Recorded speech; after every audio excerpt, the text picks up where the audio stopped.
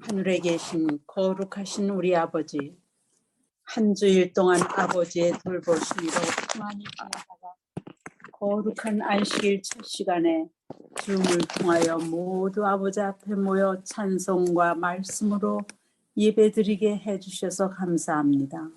아멘. 코비드 전염병이 약화되어 전보다 자유롭게 왕래할 수 있게 되어서 감사합니다. 저희에게 믿음을 더하시고 성령의 능력 충만케 하사 천국 복음, 구원의 복음을 부지런히 전하도록 우리를 써 주옵소서. 아멘. 비록 약하고 결함이 있어 보이나 교회는 하나님께서 최고의 관심을 쏟으시는 대상이라고 말씀하셨습니다. 우리 각자도 약하고 결함이 많지만 하나님의 최고의 관심 대상이라는 말씀을 늘 기억하며 십자가를 바라보며 믿음으로 전진하게 하옵소서. 여러 가정이 여행 중에 있고 또 야외로 나갔습니다. 건강하고 안전하게 즐거운 시간을 보내고 교회로 가정으로 돌아오도록 지켜 주옵소서. 아멘. 마음과 육체의 고통으로 괴로워하는 자녀들을 기억해 주시고 치유해 주옵소서. 교회의 부흥과 발전을 위해 수고하시는 목사님과 재직들에게 능력과 지혜를 더하여 주옵소서. 아멘. 이 시간 주께서 귀히 쓰시는 정 목사님이 말씀을 하실 때에 우리의 마음이 성령의 감화를 받도록 열어주셔서 아버지께서 주시고자 하시는 축복을 받게 하옵소서. 아멘. 구하라 그리하면 받으리라는 약속을 믿으며 예수님의 이름으로 기도합니다. 오늘은 부자 청년이라는 제목을 가지고 이렇게 말씀을 나누기로 합니다. 제가 이제 한국에서 갔다 온 지 일주일이 넘으니까요. 이제 정신이 돌아왔습니다. 그 전에는 제가 공중에 붕 떠 있는 느낌을 받았었거든요. 그래서 이게 왜 이럴까? 제가 그 생각을 스스로 하면서 했는데 이제 한 주일이 지나가니까 제가 발이 공중에 떠 있다가 땅을 밟는 그런 느낌이 되었습니다. 그래서 시차 적응이 이제 이루어졌구나 그런 생각을 제가 하게 되었습니다. 여러분들께서 많이 기도해 주셔서 제가 무사히 잘 마치고 이제 정상으로 복귀할 수 있도록 대신께 허락하신 하나님께 참으로 감사를 드립니다. 제가 이번에 한국에 갔다 오면서 제가 두 가지 놀라운 제 마음속에 어떤 뭐라 그럴까요? 아픔이라 그럴까요? 받아들이기 힘들었던 부분이라고 할까요? 그런 것들이 있었는데 첫 번째는 저희 친정 어머니께서 마치 우리가 아이들을 키울 때 유치원생을 케어하는 것처럼 이제 부모님이 연로하셔서 그렇게 케어할 시기가 왔다는 것을 제가 받아들여야 한다는 거예요. 그래서 그것이 우리 육형제가 이제 저희가 형제가 삼남 삼녀 육형제인데 그것을 받아들이는 것이 아직도 우리 자녀들이 익숙하지 않은 거예요. 그리고 저는 또 가끔 보니까 더 익숙하지 않았는데 그런 모습들을 바라보면서 제가 참 마음이 아팠다고 들을 수밖에 없는 상황이었습니다. 그리고 두 번째는 뭐냐면 제가 이번에 한국에 가가지고 들었던 이야기 중에 또 가장 가슴 아팠던 이야기 중에 하나가 뭐냐면 그동안 가장 열정적이고 영성적이고 믿음이 좋았던 한 사람이 있었는데 그 사람이 어떤 복잡한 인간관계로 말미암아 그 인간관계에 함몰되어서 어떤 신앙이 이그러지고 망가졌다라는 그 이야기를 듣는 사실이었습니다.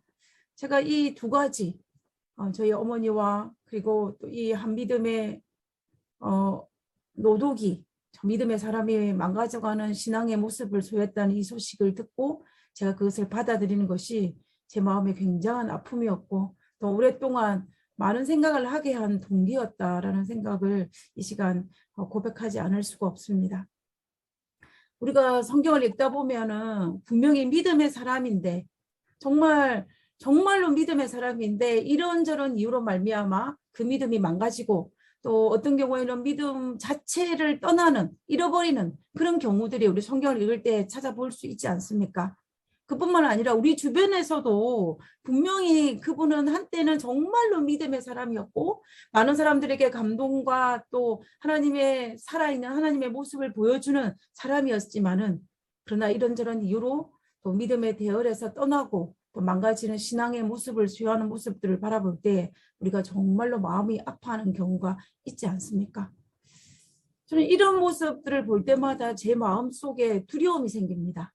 그 두려움은 뭐냐면 제가 마지막 때까지 제 믿음을 잘 소유할 수 있을까라는 두려움이에요. 여러분은 혹시 이런 두려움을 가진 적이 있으십니까? 이런 두려움이 없으십니까?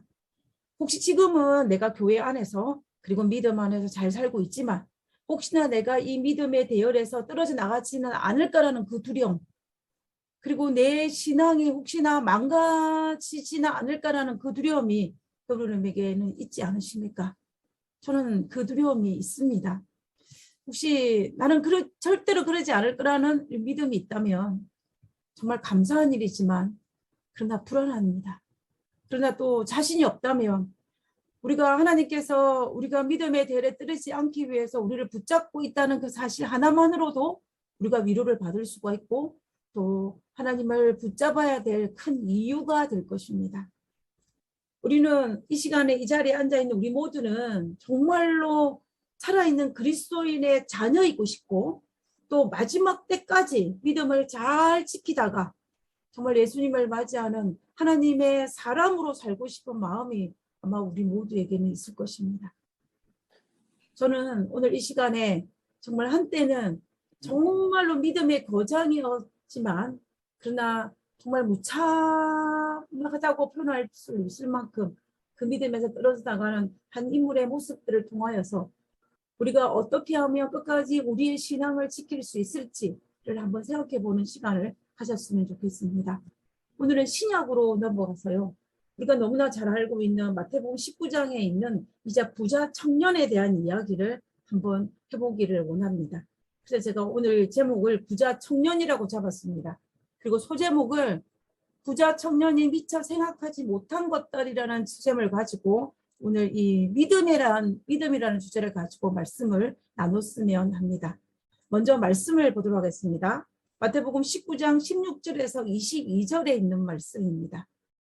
우리 보실 수 있는 분이 있으면 성경책을 펼쳐서라도 같이 이 본문을 읽었으면 좋겠습니다. 오늘 본문은 아주 이 짧고 또 명확한 이 본문이기 때문에 같이 한번 읽었으면 좋겠습니다. 어떤 사람이 주께 와서 가로되 선생님이여 내가 무슨 선한 일을 하여야 영생을 얻으리까? 예수께서 가라사대 어찌하여 선한 일을 내게 묻느냐? 선한 이는 오직 한 분이시니라. 내가 생명에 들어가려면 계명들을 지키라. 가로되 어떤 계명이오니까? 예수께서 가라사대 살인하지 말라, 간음하지 말라, 도적질하지 말라, 거짓 증거하지 말라, 내 부모를 공경하라, 내 이웃을 내 몸과 같이 사랑하라 하신 것이라. 20절입니다. 그 청년이 가로되 이 모든 것을 내가 지키었사오니 아직도 무엇이 부족하니이까?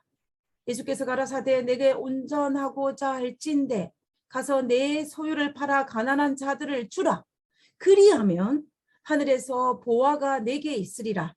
그리고 와서 나를 쫓으라 하시니 22절에 그 청년은 재물이 많음으로 이 말씀을 듣고 근심하여 돌아가니라. 우리가 잘 알고 있는 말씀입니다. 예수님께서 공생애를 마치기 위해서 예루살렘에 올라가고 있는 도중이었습니다. 이제 예수님 생애가 얼마 남지 않은 시간이었다는 것입니다. 예수님께서 아직 여리고에 당도하기 전에 예루살렘을 향하여 가고 있을 그때에 예수님께서 길을 가는 도중에 한 청년이 예수님께 나와 무릎을 꿇으며 그가 질문을 합니다. 자, 여기에서 우리가 이 마태복음에서는 청년이라고 하였고 부자라고 하였습니다.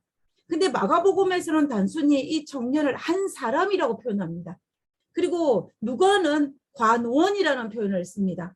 그래서 이 똑같은 관원, 청년, 어떤 한 사람, 부자, 동일한 사람이라서 우리가 소위 부자 청년이라는 말로 우리가 사용할 경우가 있습니다. 자, 그가 그가 관원이었다라는 것을, 이 어떤 사람이 관원이었다라는 것을 가지고 그의 나이가 30세 이상이었다라는 것을 우리가 추정할 수 있습니다. 유대에서는 30살 이상이 되어야만 공직에, 정식으로 나아갈 수가 있습니다. 예수님께서 30살이 되었을 때에 공생애를 시작하신 것을 볼 때에 이와 흡사하다고 우리가 볼 수가 있는 것입니다. 그리고 또 예수님께서는 30세 오는 것처럼 이 관원도 30세 이상이 되었다는 것을 우리가 알 수가 있고, 우리가 이런 것을 살펴보았을 때 이 어떤 사람 청년은 30세 이상으로서 이 관직을, 관원이라는 관직을 가진 어떤 사람이었고, 그리고 그가 재물이 많은 부자였음을 우리가 알 수가 있습니다. 그래서 그는 젊고 관원이 될 만큼 재능도 많고 그리고 재물도 많은 청년이 바로 이 한 사람이었다라는 것을 알 수가 있는 것입니다. 그런데 그가 예수님께 나와서 무릎 꿇고 말하기를 뭐라고 하냐면, 선생님이요, 내가 무슨 선한 일을 행하여야 영생을 얻으리까? 라고 이야기합니다. 우리는 이 말을 통하여서 이 부자 청년이 또한 어떤 사람이었는 건지를 우리가 알 수가 있는데요. 이 부자 청년은 정말 괜찮은 사람이었습니다. 무슨 말이냐면 그는 정말로 믿음과 영적인 것을 추구하는 용기 있는 사람이라는 것입니다. 우리가 왜 그것을 추정할 수 있냐면, 시기적으로 볼 때에 마태복음 19장에 이 부자 청년이 예수님을 찾아온 시기는 언제였냐면은 바로 예수님께서 마지막 예루살렘 여행길에 올라섰다는 것입니다. 그럼 그것은 다른 말로 하면 예수님의 3년 반의 공생애가 거의 바쳐질 때이었고, 그 당시에 제사장이나 바리새인들이 예수님을 시기하여 죽이기 위해서 모든 분위기가 무르익고 있을 시기였다는 것입니다. 그러니까 본인이 관원이었기 때문에 이 지도자급에 의해서 예수님을 어떻게 하고자 하는지, 전체적인 분위기가 예수님을 향하여 어떤 분위기였는지를 너무나 잘 알고 있는 사람이 관원이었다는 거예요. 본인이 직업이 관원이었기 때문에 이런 분위기는 정말로 직감할 수 있는 그런 상황이었습니다. 그럼에도 불구하고 이 부자 청년이 예수님을 찾아가서 무릎을 꿇으면서 이 영적인 질문, 도대체 내가 어떤 일을 해야 영생을 얻을 수 있을까? 라고 물을 정도로 그는 영적인 것, 영생에 대해서 관심을 많이 가지고 있는 사람이었음을 우리는 알 수가 있다는 것입니다. 다시 말하면 무슨 말이에요? 그는 정말로 괜찮은 신앙인이었다는 것을 우리가 알 수가 있습니다. 그래서 예수님께서 뭐라고 얘기합니까? 이러한 계명을 지키라고 쫙 얘기합니다. 하나님께서 말씀하신 10계명의 모든 계명들을 다 지키라고 이야기합니다. 그때에 그 청년이 말하기를 20절에 모든 것을 내게 지켰사오니, 예수님, 내가 모든 것을 다 지켰습니다. 내가 하나님께서 하라고 명하신 이 모든 율례와 율법들을 다 지켰다라고 당당하게 이야기합니다. 당시 유대인들이 생각하기를 뭐냐면, 대부분의 그 당시 유대인들은 율법을 준수하면 하나님의 사랑을 받게 되고 자동적으로 영생을 얻는다라고 믿었습니다. 언제는? 이 당시에는. 이 당시 유대인들이 그만큼 율법을 준수하는 것이 얼마나 중요시 여기던 시대였습니다. 그래서 그 청년은 이 모든 십계명에 관련된 율례와 율법을 모든 것을 내가 지켰다라고 말한 것이 아니라 내가 모든 것들을 지켰다라고 고백할 정도로 이 젊은 부자 청년은 영생을 받기 위해서 그가 할 수 있는 모든 것들을 했다는 것입니다. 다시 말하면 그의 삶 전체가 하나님의 율례와 율법을 지키기 위해서 최선을 다했다는 거예요. 오늘날 우리가 그리스도인으로서 하나님의 율례와 율법을 지키는 그 율례와 율법보다 예수님이 살아계실 때에, 예수님이 이 땅에 계실 때에 유대인들이 지켜야 할 율례와 율법은 비교도 할 수 없을 만큼 많은 규칙과 많은 율례와 하나님께서 미처 말씀하지도 않으셨던 것들을 자기들이 만들어서 지켰던 시대가 바로 이 시대였습니다. 근데 지금 이 부자 청년은 예수님, 내가 이 모든 것들을 다 지켰습니다. 아직도 무엇이 부족하니까? 내가 할 수 있는 거 다 지키는데 내가 미처 알지 못하고 지킨 것이 있다면 내가 지키겠나이다 라고 이야기하는 거예요. 그래서 청년은 자기가 알고 있는 모든 율례와 율법을 지키는 아주 성실한 그리스도인이었다라는 것을 우리가 알 수가 있습니다. 하나님을 사랑하고 하나님의 율례와 율법을 지키며 어릴 때부터 배웠던 그 율법을 지키는 모든 사람들이 다 인정하는, 심지어 자기 자신도 인정하는 신실한 그리스도인의 청년으로 생활해 왔다라는 것입니다. 그렇기 때문에 이 청년은 정말로 부자였을 뿐만 아니라 이 3세가 넘어서 관원이 될 정도로 많은 사람들에게 영적인 수자로서 존경과 사랑을 받았음을 우리는 알 수가 있습니다. 우리는 결론을 알기 때문에 성경의 처음과 끝을 알기 때문에 이 부자 청년에 대해서는 이 부자 청년에 대한 믿음을 강구할 수 있지만, 그러나 우리가 한 부분을 빼고서는 한다면 이 청년은 정말로 신실한 그리스도인이었습니다. 시대의 소망에서는 예수님께서 이 젊은이의, 이 부자 청년의 성실성을 알았다 그랬습니다. 그래서 그를 당신의 동력자가 되기를 갈망하였다라고 되어 있어요. 예수님도 인정할 정도로 이 부자 청년이 성실하였고 정말로 이 청년을 잘 다듬으면 하나님의 귀한 그릇으로 사용할 수 있다라는 그러한 기대를 누가? 예수님이 가졌다는 것입니다. 그래서 예수님은 정말 이 젊은이들을, 이 부자 청년을 하나님의 형상을 반영할 수 있는 진실한 그리스도인으로 만들고자 하신 것입니다. 그래서 예수님은 정말로 부드러운 언어로 할 수 있는 모든 걸 동원하여서 이 부자 청년을 정말 다듬기를 원하셨던 것입니다. 장래가 촉망한 이 부자 청년, 능력과 재물과 모든 걸 갖춘 이 부자 청년을 우리는 여기에서 바라볼 수가 있는 것입니다. 옛말에 될성 싶은 나무는 떡잎부터 알아본다는 말이 있지 않습니까? 그 말처럼 이 청년은 정말 어릴 때부터 자타가 공인하는 성실한 그리스도인이었던 것입니다. 그래서 이 모든 것을 내가 지켰나이다 라고 고백하였던 것입니다.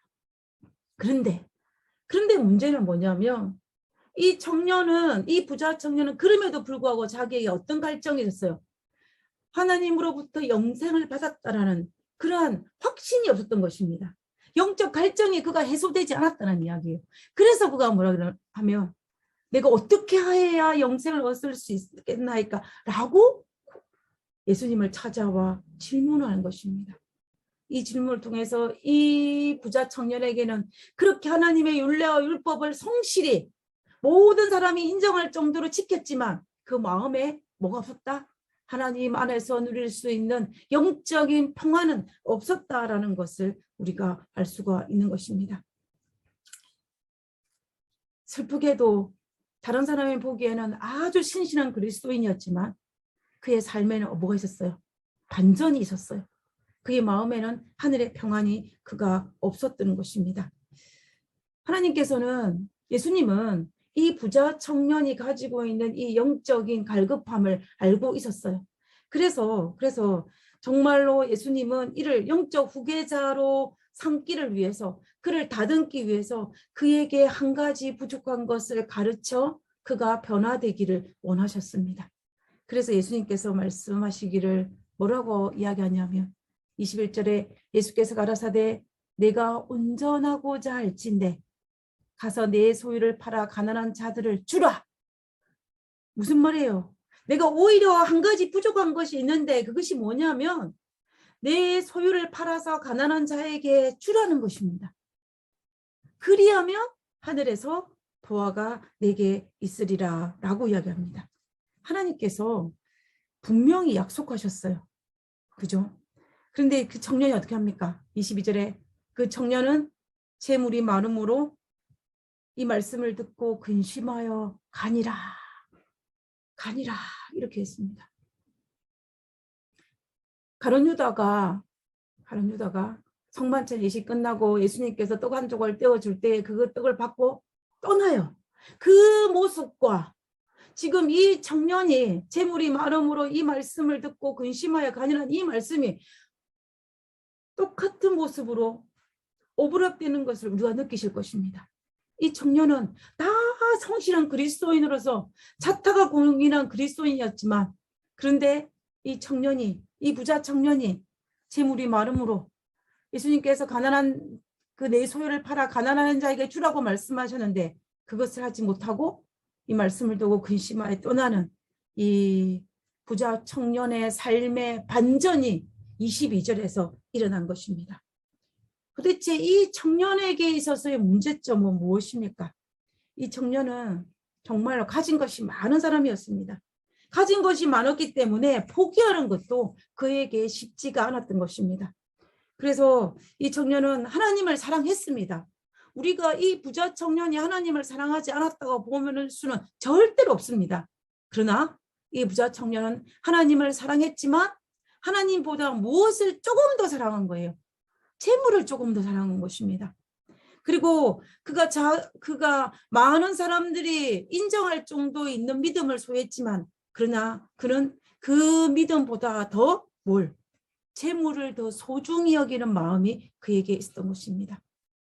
하나님보다 재물을 우상으로 섬기는 그 정말 깻잎 한 장이라고 할 수 있는 그 작은 더 많은 재물에 대한 욕구와 사랑과 갈증과 우상이 그의 마음속에 있었다는 것을 볼 수가 있습니다. 그래서 우리가 이것을 볼 때에 이 부자 청년은 뭐예요? 신앙의 작은 약점이 바로 재물이었다는 것입니다. 다른 모든 것들은 다 지켰다고 했지만 단 하나, 그 재물이라는 약점이 하나밖에 없었지만 그것은 아주 치명적인 것이었습니다. 재물이 많음으로 근심하여 가니라는 이 말 속에는 자신의 우상인 재물과 하나님의 사랑 속에서 극심한 고심을 하고 갈등을 했지만 마침내 무엇을 선택했다는 것입니까? 재물을 선택했다는 거예요. 내가 재물을 선택할 것인가 하나님을 선택할 것인가 갈등과 번민 가운데 있었지만 내가 마지막에 무엇을 선택했다? 재물을 선택했다는 것이 22절에 있는 이 말씀입니다. 결과적으로 이 부자 청년은 자신의 생애에서 정말 남아있는 한 가지 약점, 그 약점을 극복하지 못한 것입니다. 우리가 고사성어에 이런 고사성어가 있습니다. 일어탁수, 한 마리의 물고기가 이 물을 흐리게 만든다는 뜻입니다.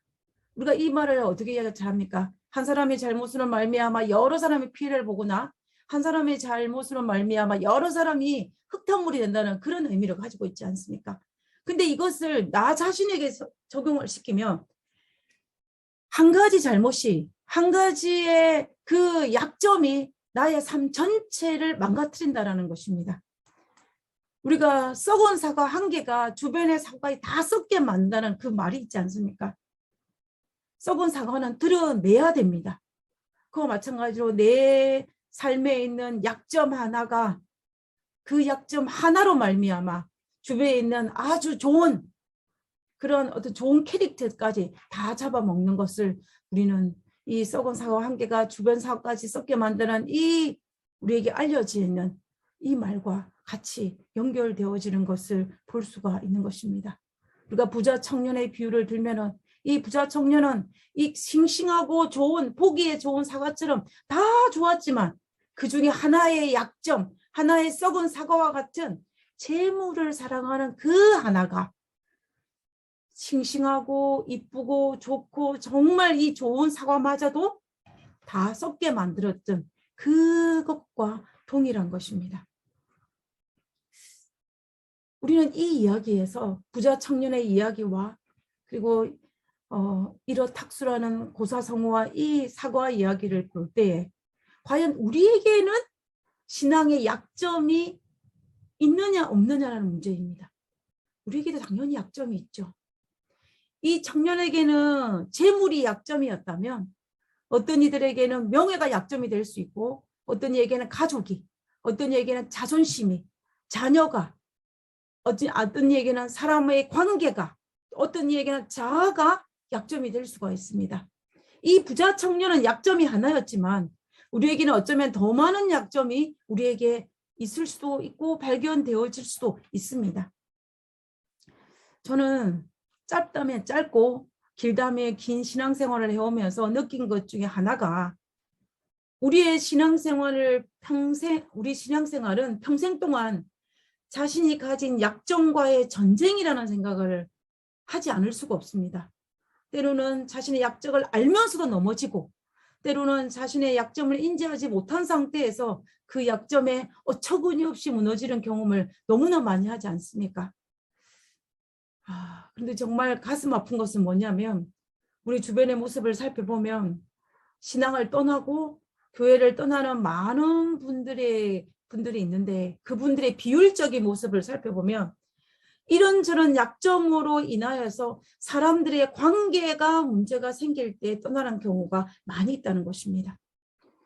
우리가 이 부자 청년의 이야기를 반추해보면, 부자 청년이 재물이 많음으로 근심하여 돌아갔다라고 이야기했는데, 이 부자 청년이 자신이 가진 약점의 빈틈을 통하여서 그것을 해결하지 못하여 떠난 것처럼, 오늘날 우리가 가진 그 약점을 통하여 사탄은 사람과의 관계가 문제가 생기게 함으로 말미암아 신앙에서, 그리고 하나님의 공동체에서 물러나게 하는 결과를 많이 가지게 한다는 것입니다.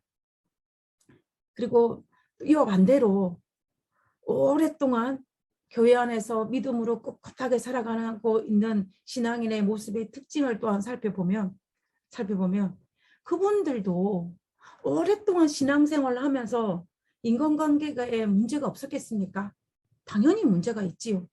사탄이 가만둘 리가 없지 않습니까? 당연히 문제가 많고 당연히 여러 가지 문제가 있었지만, 그러나 그 순간순간마다 그 사람과의 관계보다 하나님의 관계를 더 중요시 여겼기 때문에 하나님을 붙잡고 또 하나님의 약속을 붙잡으면서 하나님에 대한 믿음과 하나님께서 허락하신, 우리 사모님께서 기도하신 것처럼 하나님의 최대의 관심을 쏟으시는 이 교회를 떠나지 못하고 교회를 붙들고 살아왔던 사실을 발견할 수 있다는 것입니다. 그래서 사탄은 우리의 약점을 통하여서 사람과의 인간관계가 깨어지게 만들고, 그로 말미암아 교회와 신앙을 떠나게 하지만, 그럴 때에 사탄의 그 계략을 우리가 아는 사람으로서 하나님과의 관계를 더 중요시 여기고 하나님께서 우리에게 허락하신 것을 더 깊이 생각함으로 말미암아 하나님 안에서 머물고 우리가 하나님 안에 더 큰 신앙을 소유할 수 있는 그런 우리 모두가 되어야 할 것입니다. 이것이 우리의 약점을 극복할 수 있는 비결입니다. 그것이 우리가 이 고통 가운데 있을 때에 우리가 견딜 수 있는 비결이 바로 그 부분입니다. 하나님께서 우리를 위로하시는 그 위로를 우리가 받아들일 때에 우리는 정말로 우리의 약점으로 말미암아 때로는 이그러지고 인간관계에 문제가 생길 수 있지만 그러나 하나님으로 인하여 그 모든 것을 극복할 수 있다는 것입니다. 우리가 문제가 생기고 우리 삶에 있어서 우리 인간관계에 문제가 생길 때 우리는 절대로 그 문제에 함몰되거나 그 문제에만 집중하기보다는 하늘을 바라봐야 할 것이며, 그리고 한 발짝 뒤로 물러서서 하나님께서 이 일을 일으키게 한 그 모든 전반적인 것들을 살펴볼 수 있는 그런 우리가 되어야 할 것입니다. 그렇게 될 때에 우리는 이 부자 청년이 넘어진 그 어리석은 그 일을 우리가 반복하지 않을 수 있다는 것입니다. 자, 그러면 우리가 이제 부자 청년 이야기로 다시 돌아가서요. 부자 청년은 왜 그의 약점을 극복하지 못하게 했을까라는 그 이야기로 한번 생각해 보았으면 좋겠습니다. 우리가 하나를 집중해야 되고 하나님을 바라봐야 되고 하나님을 해야 되는데, 부자 청년은 눈앞에 있는 예수님을 바라보면서 왜 그는 자신이 가진 그 작은 약점, 모든 것이 완벽하였는데 재물을 사랑하는 그 약점을 극복하지 못하고 그 인생에서 완전 반전이 일어나는 가니라라는 정말 예수님을 하나님을 떠나는 그러한 신앙인의 모습으로 갈 수가 있었을까요? 어떻게 재물이 많음으로 근심하여 돌아갔다라는 그 주인공이 될 수 있었는지를 우리가 한번 생각해 볼 필요가 있다는 것입니다. 이 부자 청년이 생각하지 못한 결정적인 이유는 바로 이것입니다. 하나님은 내 인생에서 가장 최상의 것을 주시는 분이십니다라는 것을 그는 깨닫지를 못했어요. 사탄은 부자 청년에게 아마 이렇게 속삭였을 것입니다. 너가 포기하기에는 너의 재물이 너무 많아. 너무 아깝지가 않니? 너가 지금까지 가졌던 이 재물과 이 지위와 이 모든 것들을 포기하기엔 너무 크지 않니? 하고 아마 속삭였을지도 모르겠습니다. 이 부자 청년은 그 속삭임에 넘어가서 재물을 더 사랑함으로 말미암아 예수님께 떠나갔던 것입니다. 하나님께서 분명히 약속하셨어요. 우리가 마태복음 19장 21절에 말씀하시기를 예수께서 가라사대 내가 온전하고 할진대 가서 내 소유를 팔아 가난한 자들을 주라. 여기에서 끝나지 않았어요. 우리가 성경을 읽을 때에 하나님의 약속은 반드시 이 명령이 주어지면 그 다음에 보상이 주어집니다. 하나님 약속이 주어진다는 거예요. 그 약속이 뭐냐면 그리하면 어떻게 하면 내 소유를 팔아 가난한 자들에게 주면 그리하면 내가 더 큰 것을 주리라. 그 큰 것이 뭐냐면 하늘에서 보화가 내게 있으리라. 요즘에 여러분 이런 생각하지 않으십니까? 저는 이 팬데믹을 통과하는 모습들 과정을 살펴보면서 여러 가지 많은 생각들 중에 하나가 뭐냐면 우리가 가진 재물이라는 것이 하루아침에 종이 쪼가리가 될 수도 있겠구나라는 깨달음입니다. 이 말이 무슨 말이냐면 오늘날 여러분들이 마켓에 가시면 어떤 이 물가가 얼마나 올랐는지를 여러분들이 실감을 하실 것입니다. 옛날에 샀던 그 돈을 가지고 그 물건을 절대로 살 수가 없습니다. 그 배를 가져가야만 그 물건을 살 수가 있습니다. 자그마한 바이러스 하나로 말미암아 이 세계를 이렇게 바꾸어 놨는데 제가 이번에 한국에 갔더니 물건을 살 수가 없어요. 얼마나 비싼지. 뭘 살 수가 없었습니다. 그와 마찬가지로 오늘날 우리가 가지고 있는 이 재물이 또 다른 팬데믹이나 또 다른 어떤 사건이 발생하면 이것이 또다시 어떻게 바뀔지 모른다는 거예요. 그래서 내가 가진 재물이 이렇게 하찮은 것이 될 수도 있겠다라는 것을 우리는 알아야 될 것입니다.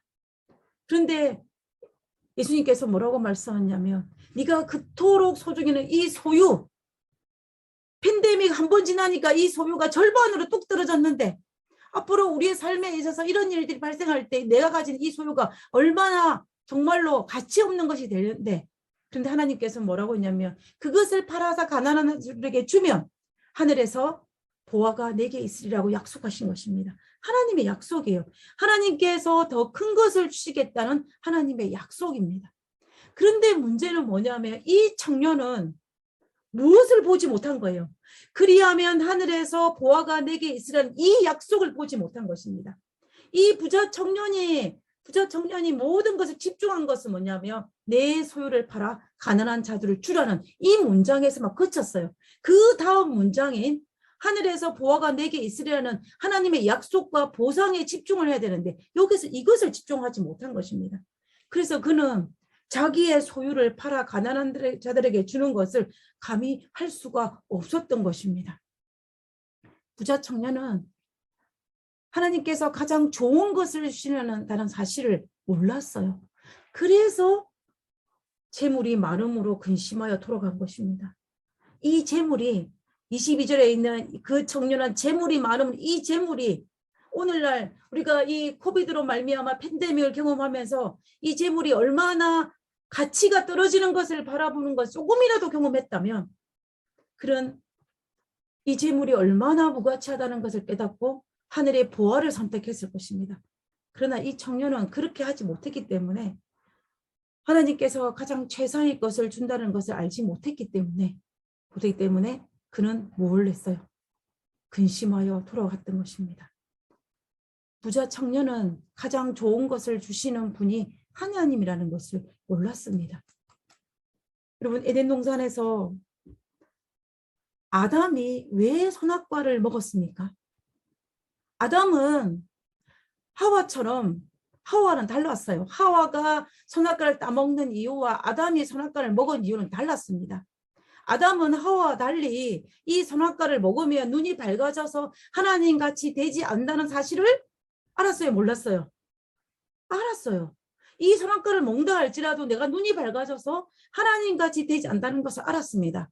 그러나 아담이 하나님의 성품에 대해서 몰랐던 것이 하나 있었는데, 그것은 뭐냐면 자기의 사랑하는 아내인 하와가 범죄함으로 죽고 나면 하나님께서 정말로 아담에게 더 좋은 것을 주신다는 사실을 몰랐습니다. 몰랐어요. 그래서 아담은 하와를 잃어버리는 그 하나만에 집중했기 때문에 그는 선악과를 먹었던 것입니다. 그래서 이 아담도 선악과를 먹었던 이유는 하나님께서 가장 좋은 것, 자신에게만 좋은 것이 아니라 하와에게도, 자기가 사랑하는 하와에게도 가장 좋은 것을 주시는 분임을 몰랐기 때문에 그는 선악과를 먹었던 것입니다.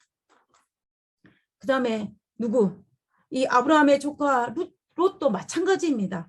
롯은 타락한 도시 소돔과 고모라가 멸망할 때에 구원을 받을 수 있을 만큼 믿음의 사람이었습니다. 우리가 롯을 믿음 없는 사람으로 치부하면 안 됩니다. 롯은 믿음의 사람이었어요.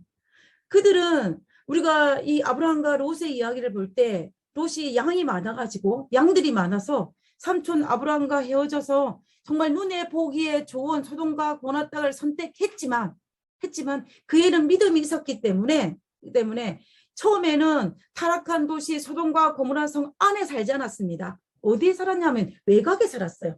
그 성 안에 들어가기를 주저하고 바깥에 살았습니다. 그런데 점점 롯은 더 큰 재물을 얻기 위해서 조금씩 이 소돔과 고모라 성 안으로 들어갔던 것입니다. 그리고 정말 그럼으로 말미암아 롯은 어느 순간 보니까 자기가 어디에 살고 있어요? 타락한 도시 소돔성 안에 살고 있는 자신을 발견한 것입니다. 만약에 롯이 아브라함처럼 하나님께서 가장 좋은 것을 주신다는 것을 알았다면 그는 결코 타락한 도시 소돔과 고모라 성을 선택하지도 않았을 것이고 그 성 안에 들어가지도 않았을 것입니다. 그러나 그는 조금씩 양보했던 것이 마침내 그런 엄청난 결과를 맞이한 것입니다. 그리고 롯의 아내였던 롯의 처도 하나님께서 가장 좋은 것을 주신다는 사실을 알았다면 그는 하늘에서 불이 내려와 그 도시를 멸망할 때에 결코 뒤로 돌아보지 않았을 거예요. 그가 그것을 몰랐기 때문에 가능한 일이었습니다. 그리고 하나님께서 선택한 이스라엘의 첫 번째 왕 사울도 마찬가지입니다. 사울도 믿음의 사람이었습니다. 하나님께서 사울을 이스라엘의 왕으로 선택할 때 그가 기골이 장대한 키를 보고 왕으로 선택한 것이 아니었습니다. 하나님께서 사울을 선택할 때는 사울의 믿음을 보고 선택한 것입니다. 그랬던 그가 정말 블레셋과의 전투에서 사무엘이 더디옴으로 말미암아 빨리 제사를 드려야 되는데 더디옴으로 말미암아 자기의 군사들이 흩어지는 것을 보고 두려워하여서 하나님께서 금하신 제물을 본인이 직접 제물을 드리는 범죄를 하게 됩니다. 만약에 이때에 사울이 비록 블레셋 군대로 말미암아 두려워 떠나가는 이스라엘 백성이 있다 할지라도 내가 하나님께 순종하는 것을 선택했다면 하나님은 그보다 더 큰 걸, 떠나간 이스라엘 군사보다 더 큰 것을 분명히 그에게 주셨을 것입니다. 근데 사울은 그것에 대한 믿음이 없었어요. 당장 눈앞에 떠나가는 흩어지는 이스라엘 백성들만, 군사들만 눈에 보였고 하나님께 순종할 때 더 큰 것을 주시겠다는 그것을 그가 깨닫지를 못한 것이었습니다. 그래서 사울은 하나님의 명령을 어기고 하나님 앞에 제물을 드리는 죄를 범할 수밖에 없던 것입니다. 사울은 그 뒤에 왕위를 이어가면서 계속해서 정말 하나님에 대한 하나님께서 더 큰 것을 주신다는 더 좋은 것을 세상의 것을 준다는 것 약속을 믿지 못하기 때문에 조금씩 양보하게 되었고 그로 말미암아 마침내 무엇을 이스라엘의 왕의 자리까지도 빼앗기는 결과를 가져왔다라는 것입니다. 만약에 사울이 하나님께서 가장 좋은 것을 주시는 것을 믿었다면 사울의 생애에서 결코 이런 결과물은 그에게 일어나지 않았을 것입니다. 그리고 북방 이스라엘의 왕이었던 여로보암의 케이스도 마찬가지입니다. 여로보암도 믿음의 사람입니다. 하나님께서 아이야 선지자를 통하여서 이스라엘의 12지파 중에서 10지파를 떼어서 왕으로 세운 인물이 누구냐면 바로 여로보암이었습니다. 하나님께서 여로보암을 왕으로 선택할 수 있을 만큼 믿음을 가진 사람이었다라는 것입니다. 그런데 그가 왕이 되고 난 다음에 어떻게 합니까? 자기 백성이 이스라엘의 명절이 되면 남방 유다에 있는 예루살렘 성전에 가는 것을 두려워하여 혹시나 내 백성이 남방 유다에 내려갔다가 다시 북방 이스라엘 땅으로 올라오지 않을까 두려워하여서 어떻게 합니까? 베델에 단에 금송아지를 만들어서 너는 예루살렘에 올라갈 이것이 없도다. 이스라엘아 이는 너희를 애굽 땅에서 인도하여 올린 너희의 신들이라 라고 이야기하면서 금송아지를 세워서 그를 경배하게 합니다. 정말 말도 안 되는 일이 발생하는 것입니다. 여로보암이 어떤 여로보암입니까? 그는 믿음의 사람이었습니다.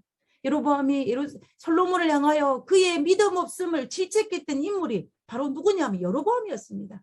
그랬던 그가 금송아지를 세워서 이스라엘아 너희를 애굽 땅에서 인도하여 올린 너희 신이라고 말하는 그런 얼토당토하는 그 말을 하는 여로보암의 모습을 볼 때 우리는 여로보암이 얼마나 하나님께서 가장 최상의 것을 주신다는 것을 간과하였으면 이런 범죄를 할 수 있으나를 우리가 알 수가 있는 것입니다. 만약에 북방 이스라엘 땅에 하나님의 성전이 예루살렘이 없다 할지라도 여로보암과 북방 이스라엘 백성들이 하나님 앞에 신실했다면 하나님께서는 여로보암과 북방 이스라엘이 생각하지도 못한 더 큰 축복을 분명히 주었을 것입니다. 그러나 그는 자기 생각으로 자기 눈앞에 있는 것을 보고 하나님께서 가장 최상의 것을 주시는 것을 인정하지 않았기 때문에 믿지 못하였기 때문에 이런 어리석음을 범하는 것을 볼 수가 있습니다. 지금까지 살펴본 것처럼 정말 아담도 롯도 그리고 사울도 여로보암도 하나님을 사랑하는 믿음의 사람이었습니다. 한때는.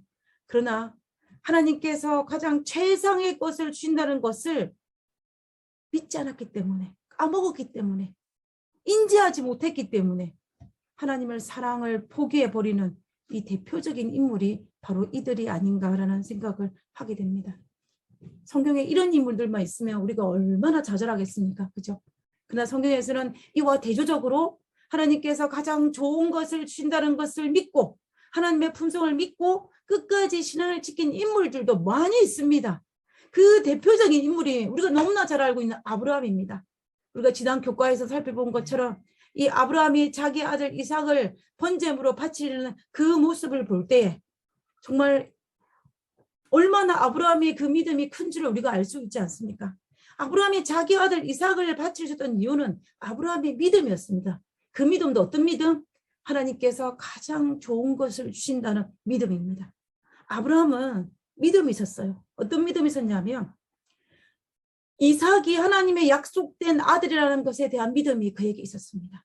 그리고 하나님은 비록 이삭이 죽더라도 다시 살리실 것이라는 믿음이 누구에게? 아브라함에 있었어요. 그래서 아브라함은 그의 아들을 번제로 바칠 수 있었습니다. 그래서 아브라함은 생각했어요. 이삭을 살리시는 몫은 하나님의 몫이고 나의 몫은 하나님 말씀에 순종하여 내 아들을 제물로 바치는 것이 내 몫이다라는 것을 누가? 아브라함이 알았어요.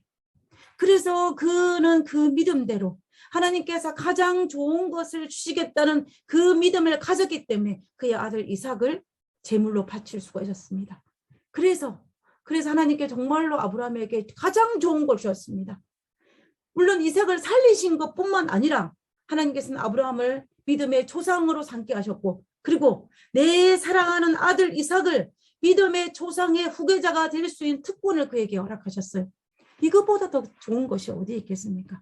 그러나 만약에 아브라함이 하나님께서 더 좋은 걸 주시겠다는 그 약속을 믿지 못하여 그의 아들 이삭을 제물로 바치지 않았다면 어떻게 되었겠습니까? 물론 그의 사랑하는 아들 이삭은 죽지 않았겠죠. 그러나 그의 사랑하는 아들에게 믿음의 후손이라는, 저 믿음의 조상의 후손이라는 그 후계자의 자리는 물려줄 수가 없는 것입니다. 더 좋은 것을 줄 수가 없다는 것입니다.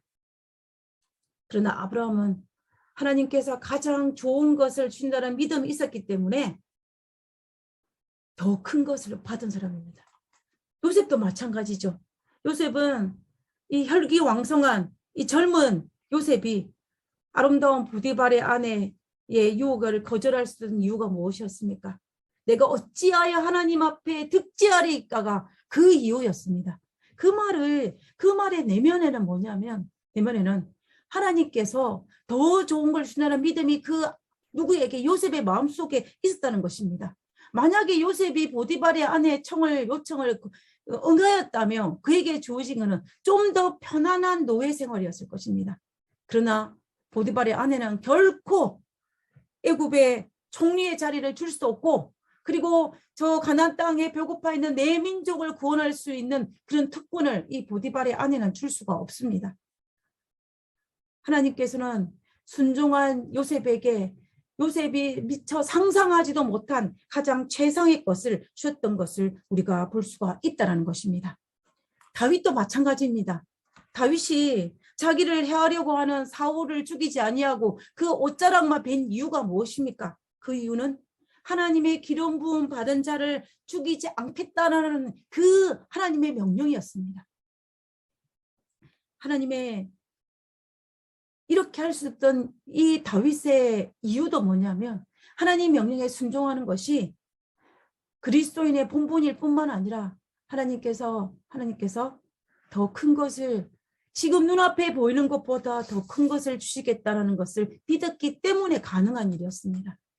그리고 정말 부자 청년보다 더 어쩌면 더 돈을 사랑했던 삭개오는 어떠합니까? 삭개오도 마찬가지입니다. 사실은 삭개오는 부자 청년보다 어쩌면 돈을 드러내놓고 사랑했던 인물이 바로 누구였냐면 바로 이 삭개오였습니다. 삭개오는 한때는 정말 재물의 노예처럼 살았습니다. 수단과 방법을 가리지 않고 돈을 벌기 위해서 했던 사람이 바로 누구였냐면 이 삭개오였습니다. 그랬던 삭개오가 예수님을 만나고 난 이후에 재물보다, 자기가 그토록 사랑했던 재물보다 더 좋아했던, 사랑했던 인물이 바로 예수님이었던 것입니다. 하나님이었던 것입니다. 그래서 그는 재물을 팔아 가난한 자에게 나눠주겠다고 이야기했고, 토색한 것이 있으면 4배나 갚겠다라고 이야기했습니다. 이 삭개오는 하나님 앞에 충성을 하는 것이 자기가 그동안 그토록 애지중지했던 그 재물보다 더 큰 것을 하나님께서 주시겠다는 것을 알았기 때문에 그는 자기가 소중히 여겼던 것을 기꺼이 포기할 수 있었던 것입니다. 삭개오는 하나님께서 가장 좋은 것을 주신다는 것을 알았기 때문에 자신이 가진 좋은 것을 포기할 수 있는 것입니다. 우리가 아이들을 키울 때 손에 어떤 것을 꽉 잡고 낳아주지는 않습니다. 왜냐하면 그 아이에게서는 그것이 굉장히 소중하기 때문에 안 놔줍니다. 그러면 이 소중한 것을, 이 손을 벌리게 하기 위한 방법이 무엇이 있습니까? 아이가 쥐고 있는 것보다 더 큰 것을 내어주면 아이는 자동적으로 손을 벌려서 잡고 있는 것을 놓고 다른 것을 잡습니다. 왜냐하면 이 아이가 판단하기에 내가 지금 잡고 있는 것보다 눈앞에 있는 것이 더 좋기 때문에 자기가 가지고 있는 것을 놓습니다. 마찬가지로 우리가 이 땅에 살아가면서 하나님께서 우리에게 쏟아주시는 그 축복이 어떤 것인지를 알게 되면 내가 지금 소유하고 있는 세상의 것을 여기는 이 부자 청년은 재물이요, 명예요, 이런 것들을 놓을 수가 있는 것입니다. 하나님께서 나에게 주시는 것이 최상의 것이라는 것을 깨달아야만이 내가 지금 손에 쥐고 있는 것을 놓을 수가 있다는 것입니다. 부자 청년이 그 부분에서 무너진 것입니다. 하나님께서 가장 좋은 것을, 최상의 것을 주신다는 것을 몰랐기 때문에, 인지하지 못하기 때문에, 머리로는 알았지만 가슴으로, 삶으로 그가 깨달지 못했기 때문에 그는 그것을 놓칠 수밖에 없었던 것입니다. 대낮에 무릎을 꿇으며 찾아온 이 부자 청년. 그러나 우리가 이와 대자적으로 밤중에 몰래 찾아온 또 다른 관원이 있었습니다. 그가 누구냐면 니고데모였습니다. 그죠? 그런데 우리가 성경을 읽어보면은 니고데모는 예수님 십자가 이후에 예수님의 시체를 달라서 그를 장례 치를 때에 니고데모가 등장을 합니다. 그리고 니고데모는 변화된 모습들이 사도행전에도 등장을 하는 것을 볼 수가 있습니다. 그러나 이 부자 청년은 이 사건 이후에 그 어디에도 성경은 그를 언급하고 있지 않습니다. 만약에 부자 청년이 예수님을 그때는 실망하고 떠나였지만 그가 누구처럼 니고데모처럼 회개하여 그가 변화되었다면 성경은 그를 언급하였을 것입니다. 초대 교회에 그의 역할이 분명히 있었을 것입니다. 그러나 이 청년은 끝까지 하나님께서 가장 좋은 것을 주시는 것을 깨닫지 못했기 때문에 그런 그가 가진 젊음과 재능과 재물을 노예가 되어서 하나님께서 약속하신 하늘의 보화를 잃어버린 사람이 바로 이 부자 청년이라는 것입니다. 그러면 오늘 우리는 예수님 오시는 그날까지 정말로 내 믿음이 실족하지 않을 수 있는 비결이 바로 무엇이냐면은 내가 오늘 하나님 앞에 충성하며 하나님은 나에게 가장 좋은 것을 주신 분이라는 것을 내가 믿는 것입니다. 이 확신이 당장 눈앞에 보이는 그 어떤 것보다 하늘 보화를 바라보게 할 것입니다. 내가 손에 쥐고 있는 것보다 하늘 보화가 더 큰 것으로 볼 수 있는 눈을 가지게 할 것입니다.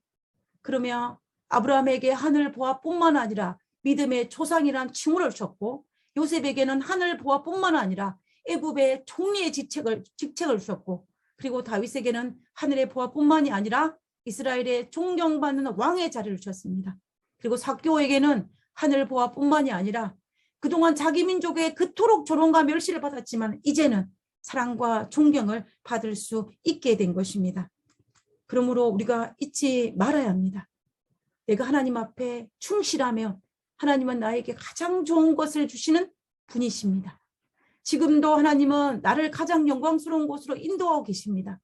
비록 지금 자욱한 안개 속에 거닐고 있는 것처럼 느껴지지만 그러나 지금도 여전히 하나님께서는 영광스러운 곳으로 우리를 인도하고 계십니다라는 이 사실을 우리는 잊지 말아야 할 것입니다. 때로는 우리의 신앙이 떨어지고 유혹이 오고 여러 가지 문제가 발생하고 이 팬데믹으로 말미암아 여러 가지 많은 복잡한 일들이 발생하고 그렇다 할지라도 우리가 잊지 말아야 할 정말로 중요한 것은 하나님께서 내가 하나님 앞에 충실하며 하나님은 우리에게 가장 좋은 것을 주시고 하늘의 보화뿐만 아니라 이 땅에서 그리스도인으로서 넉넉하게 살 수 있는 것들을 허락하시는 사실을 우리가 잊지 말아야 할 것입니다. 그러므로 우리 그리스도의 의무에 충실함으로 우리의 마음의 기쁨과 또 평안과 또 이런 걸 누리면서 하늘 예수님 오실 그날까지 절대로 낙오되지 아니하고 하늘 도승에 동참할 수 있는 특권을 우리 모두가 누릴 수 있는 것입니다. 그 특권을 누릴 수 있는 우리 모두가 되기를 간절히 바라면서 오늘 말씀을 마치도록 하겠습니다.